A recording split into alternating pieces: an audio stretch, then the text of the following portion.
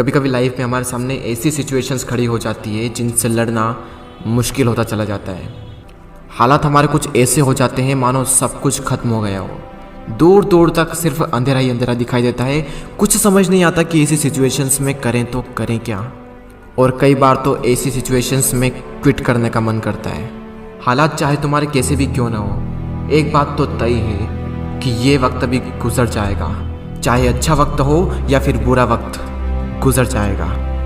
लेकिन एक बात हमेशा याद रखना कि ज़िंदगी में कुछ भी कर गुजरने की अपॉर्चुनिटीज़ सिर्फ इसी वक्त में मिलती है, अगर उस सिचुएशन में क्विट ना किया जाए तो। क्योंकि विनर्स जो होते हैं वो कभी भी क्विट नहीं करते, और जो क्विट करते हैं वो कभी भी विनर्स नहीं बनते। आप क्या चाहते हैं, एक एवरेज लाइफ या फिर एक स्टैंडर्ड लाइफ? जब आप सड़क पर निकलो तो लोग आपको इग्नोर करें, या फिर जब आप सड़क पर निकलो तो हर इंसान की नज़र आप पर हो? क्या चाहते हैं आप, लोग आपसे ये कहें कि इंसान कुछ नहीं कर सकता, या फिर ये कहें कि ये बंदा कुछ ना कुछ करके दिखाएगा, ये बंदा कुछ चेंजेस ला के दिखाएगा? लेकिन कैसे करेगा? क्विट करके। मर जाना लेकिन क्विट मत करना। चाहे परिस्थिति कितनी भी विपरीत क्यों ना हो, कभी भी क्विट मत करना।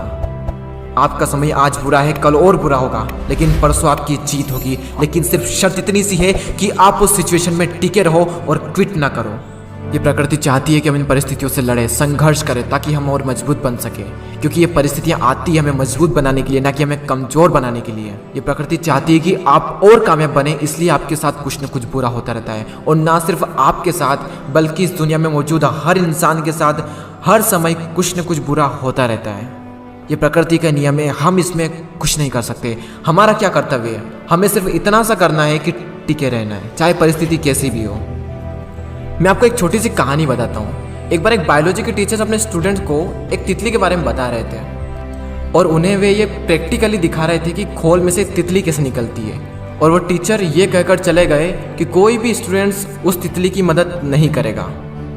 वहाँ पर जितने भी स्टूडेंट थे वो ध्यान से उस खोल में से तितली को निकलते हुए देख रहे थे। तभी एक स्टूडेंट को उस पर दया आ गई, और उसने उस तितली की मदद की उस खोल से बाहर निकलने में, और सफलतापूर्वक वो तितली उससे बाहर निकल गई। और उस स्टूडेंट की वजह से उस तितली को कोई संघर्ष नहीं करना पड़ा, कोई ज़्यादा मेहनत नहीं करनी पड़ी उस खोल से बाहर निकलने में। लेकिन वो तितली थोड़ी ही देर में मर गई। जब टीचर वापस लौटे तो उन्हें पूरी घटना मालूम हुई। तब उन्होंने अपने स्टूडेंट को बताया कि वो तितली जब संघर्ष करती है तो उससे उसके पंखों को मजबूती मिलती है। यही प्रकृति का नियम है। उस तितली की मदद करके उस स्टूडेंट ने उस तितली को संघर्ष करने का मौका नहीं दिया, और यही परिणाम हुआ कि वो तितली मर गई। संघर्ष ही जीवन है, संघर्ष ही आपको मजबूत बनाता है। इंग्लिश में कोट से नो पेन नो गेन। संघर्ष तो करना पड़ेगा चाहे कुछ भी हो जाए, और इसमें कोई बहाना नहीं, नो एक्सक्यूजेस। जो विनर्स होते हैं या तो किसी काम को करते ही नहीं, और अगर वो किसी काम को करते हैं तो उसमें कभी भी कोई भी बहाना नहीं बनाते।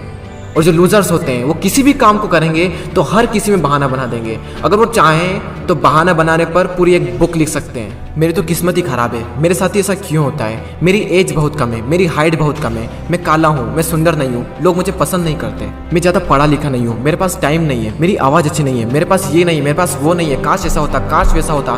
देखो जो जैसा है वो वैसा है। ना तो आज तक कुछ बदला है और ना ही कभी कुछ बदलने वाला है, तब तक जब तक कि आप अपने आप को नहीं बदल लेते। जब भी अंदर से ऐसी फीलिंग्स आए, जब भी बहाना बनाने का मन करे, अपने आप से जोर से चीख के चिल्ला के अपने आप से कहें नो एक्सक्यूजेस। कोई बहाना नहीं। जहाँ पर भी आप काम करते हैं, जहाँ पर भी आप पढ़ाई करते हैं, जो भी आपका वर्क प्लेस है, वहाँ पर कागज पर लिखकर चिपका दें नो एक्सक्यूजेस। कोई बहाना नहीं। मैंने भी अपने वर्क प्लेस पर ये लिख रखा है नो एक्सक्यूजेस। और आज से आप भी कसम खा लें कि कभी भी जिंदगी में बहाना नहीं बनाएंगे। आज आप लोग भी कमेंट में लिख कर जाएं नो एक्सक्यूजेस, ताकि मुझे पता चले कि कितने लोगों ने इस वीडियो को पूरा देखा। मैं आपसे मिलूंगा अगले वीडियो में। जय हिंद, जय भारत।